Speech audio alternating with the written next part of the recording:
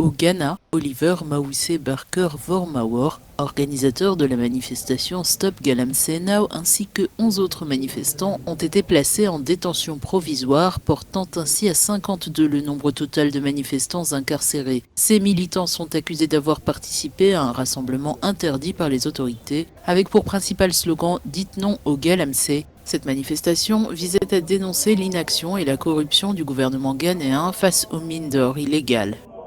Les avocats de la défense dénoncent des conditions de détention inhumaines, affirmant que leurs clients ont été privés de nourriture, d'eau et d'accès à des installations sanitaires de base.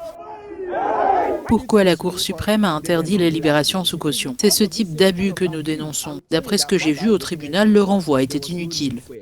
Lors de leur comparution devant le tribunal d'instance d'Accra, les accusés, tous menottés, étaient escortés sous haute surveillance. En supposant qu'ils aient effectivement commis un crime, les accusés ne devraient pas subir un tel traitement. Ces activistes ont été arrêtés lors d'une manifestation dénonçant les risques de pollution des eaux du fait de l'exploitation minière illégale, localement appelée Galamsey.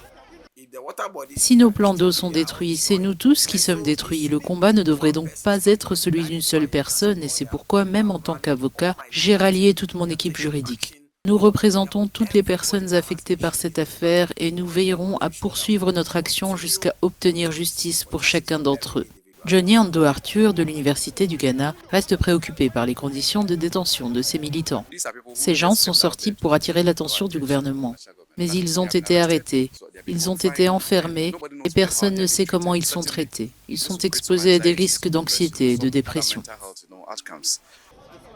Le juge Kwabena Obiri Yeboah a fixé la prochaine audience au 8 octobre.